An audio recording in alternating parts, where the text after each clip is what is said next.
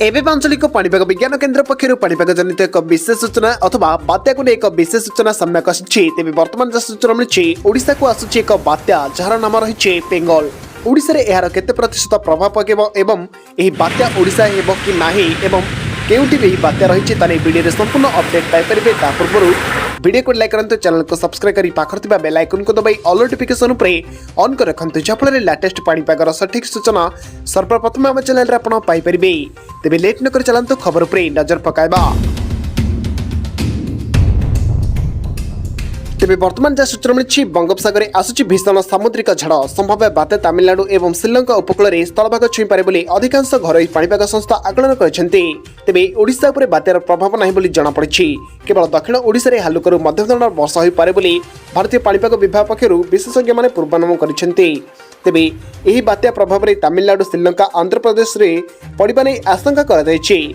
बात्या आसुथिबा नै भारतीय पाणीपाग विभाग पक्षरु वेबसाइट रे दर्शाଯାଇଥିଲେ ମଧ୍ୟ एहार गतिपथ एवं तीव्रता स्पष्ट करा जाय नाही।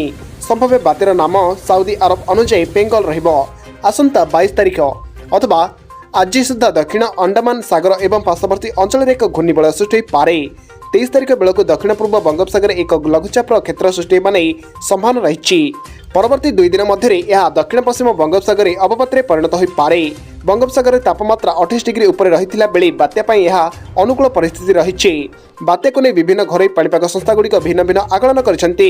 तेबे आगामी दिन में ओडिशा रे बात्यार संभावना कौन प्रभाव पकेब नहीं। तेबे यह श्रीलंका एवं तमिलनाडु और आंध्र प्रदेश में अधिक मात्रा प्रभाव पकेब एवं यह उपकूल में होब जना पड़ी।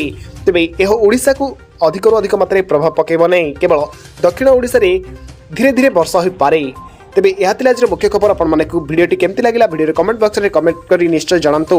तेबे यह आज मुख्य खबर जदि वीडियोटी आपण मानकु भल लागिथाय ताले वीडियो को लाइक करंतु, संग साथी मानक सहित वीडियोटी को अधिक मात्रा व्हाट्सएप जरिए शेयर करंतु। जदि हम चैनल रे आपण अछन्ते प्रथम थर पय हम चैनल रे आपण वीडियो देखिसंती ताले चैनल को सब्सक्राइब करी पाखर थिबा बेल आइकन को दबाई ऑल नोटिफिकेशन उपरे ऑन कर रखंतु, जफल लेटेस्ट पाणीपागर सठिक सूचना सर्वप्रथम हम चैनल रे आपण पाई परिबे। ब्यूरो रिपोर्ट मिलन ओडिशा।